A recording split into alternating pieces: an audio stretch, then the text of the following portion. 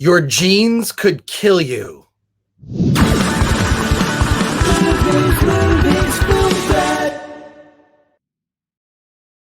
Welcome to the Film Threat Podcast. I am Chris Gore. Hope you're doing well today.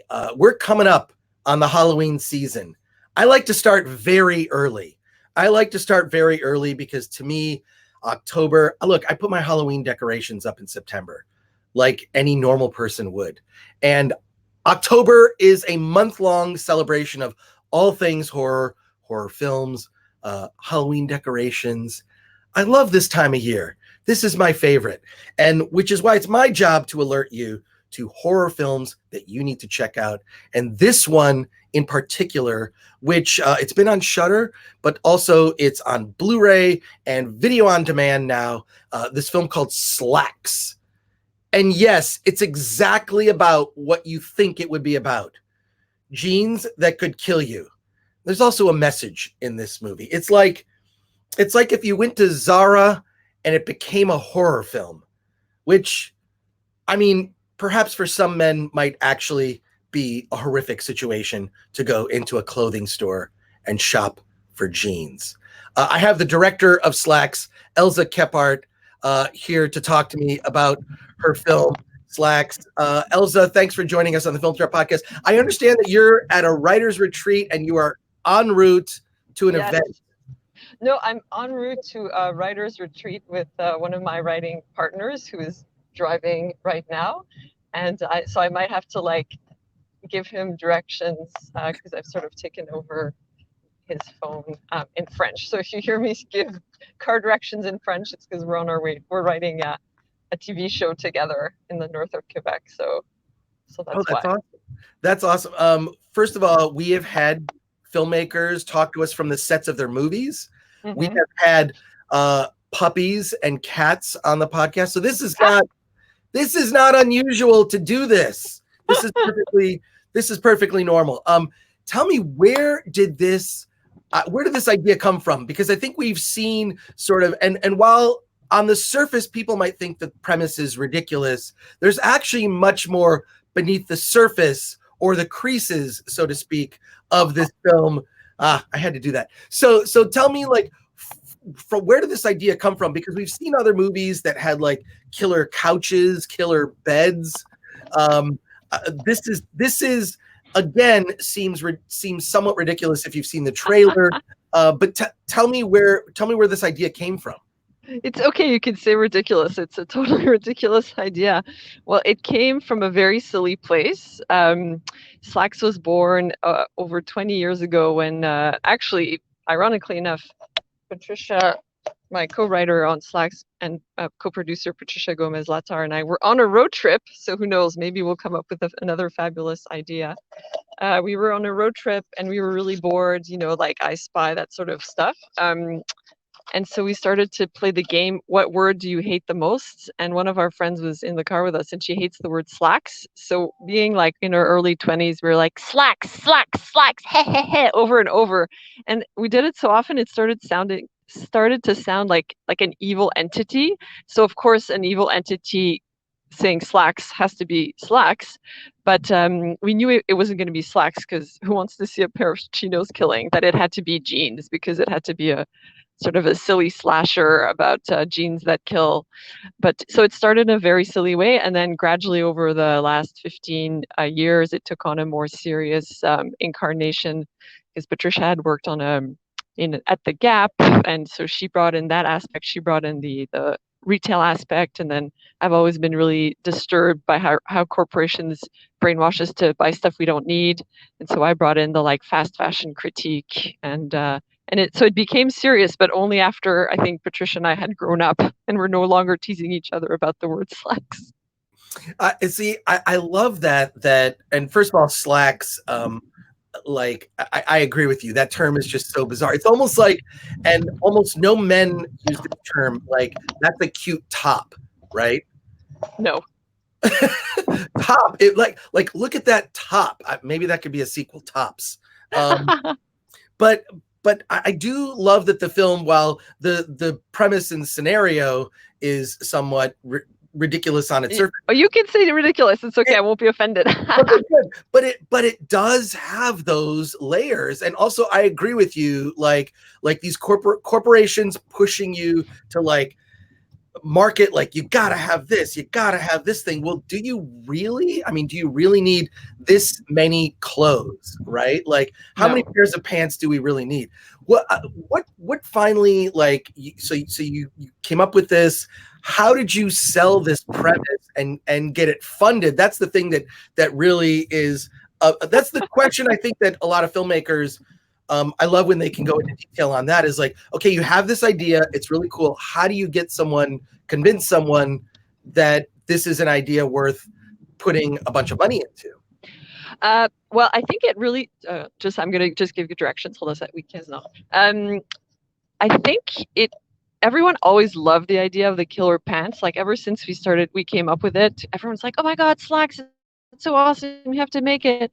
But no one really believed there was a feature film in there. Patricia and I really believed in it, but it wasn't until we gave it the fast fashion critique that it really took off, because all of a sudden there were real stakes for the protagonist and for the antagonist, which you could say is Slaxx, but I see Slaxx as more like a catalyst.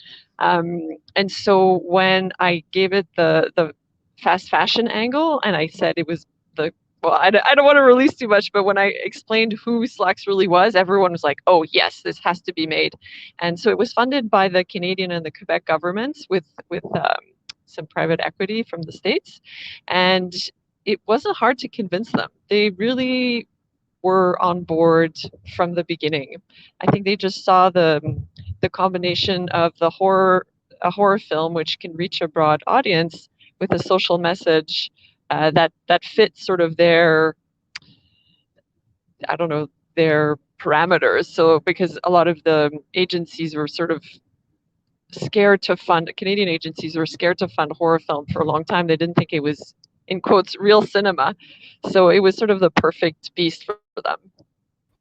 Well, I love the idea that there's a message about consumerism and the sort of the things that are invisible to us as consumers in first world countries, right? Like we're fortunate to live, amongst so much abundance, right? And then all these other things that happen are just completely invisible. I feel like another film I could compare it to is the original Dawn of the Dead by George Romero. Yeah. They're trapped in the wall with everything it could possibly want, and yet, you doesn't make you happy, right? Yeah, so absolutely. So I appreciate a horror film that has something of an underlying message, along with some really original kills. So let's talk about some of the gory aspects of the special effects. I mean, there are some things that sort of border on ridiculous, but then also things that are, like horrific. It had to be fun, because what I love about your cast is everything is played totally straight, like completely straight. Yeah.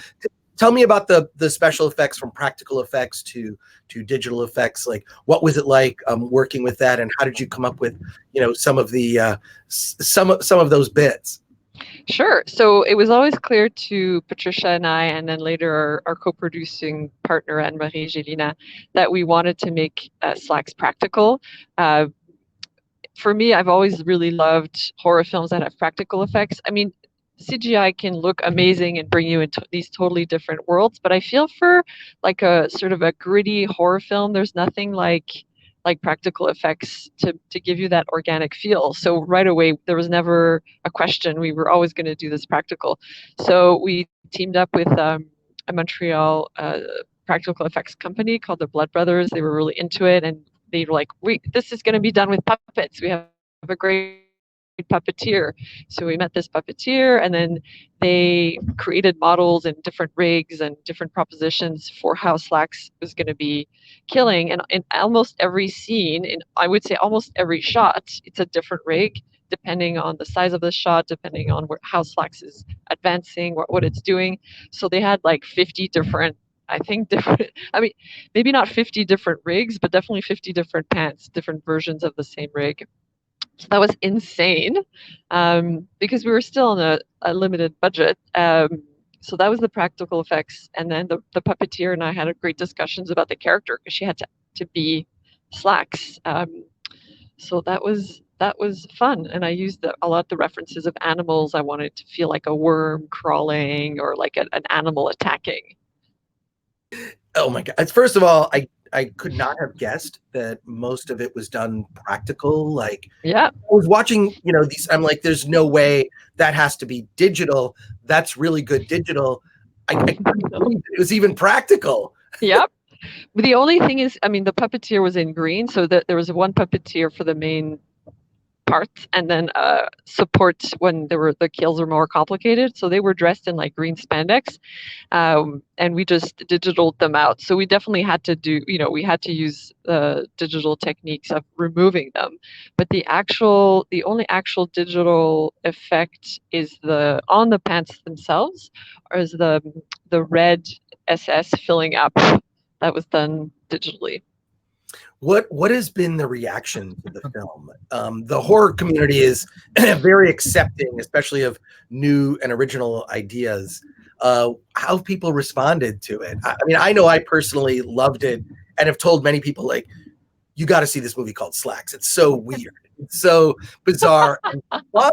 It's fun, but like, I do like that there's more layers to it, so to speak. But tell me how people responded. Oh, it's been amazing. I've been really surprised. I mean, I thought people would be like, "Oh, it's a nice film about killer pants and a message," and people were just like, "Oh, I love Slaxx. Oh my God!" Some guy actually said it gave him back his faith in filmmaking. I was like, "What? A film about killer pants? Okay, I'll take it." So it's been really positive, and I think that's partly because the cast is so powerful. We really care for them. They're not, these two-dimensional characters. I really worked hard. We really worked hard to get the best cast possible. And I think, and I do think that the ultimate message, and I won't reveal the end, but the end is what people tell me is really powerful, is really disturbing. So it's that sense of like funny yet gross yet disturbing all at once, which I think all these conflicting emotions are, for me, what make a good film, where you can't quite just shrug it away at the end. It's sort of Michael Haneke are like that, where you're like, oh, I feel ill after having watched this film, yet I'm going to remember it for the next week. So I've been super, super thrilled by the response. Okay, and now I have to ask this question: will there be a sequel? Is there a Slaxx 2? Are you going to do tops? Like what? I mean, there's got to be a follow-up to this, like your next project, or perhaps you're writing it now at this retreat.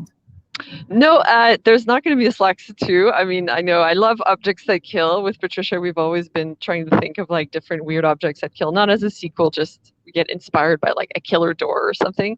But no, I think Slaxx really stands alone, and I am working on 2 different TV projects that have at their heart, again, the sort of mass consumption, the putting into question the world that we assume is normal, and calling into question corporations' role. One is centered around the climate crisis and the fossil fuel corporations' roles, and it's a revenge action film. So it's a bunch of teenagers who go around basically kidnapping and torturing and killing fossil fuel executives. FYI. So it's in the same vein. And the one I'm going up now to write is based around the mining industry and the excavation. There's another word, I can't think of it right now, of a mining town, and we're sort of creating a sort of a Greek myth around it, around the town and a family that's been impacted by the mining industry. But we're creating a link to the sort of excessive mining and how it can affect us, and the choices that we will have to make as the resources extracted. That's the word. So as our resources get extracted and the human effect, but it's totally set in a fantastical world. It's like a fantasy mystery set around this mining industry. Cool. Well, Elza Kephart, thank you for talking to us on the Film Threat Podcast. Slaxx is super fun, and I highly recommend it. And it's on Blu-ray and video on demand. And I have fun at this writers' retreat. I wish you luck. We're probably going to take magic mushrooms to inspire us. Oh, maybe I shouldn't say that online.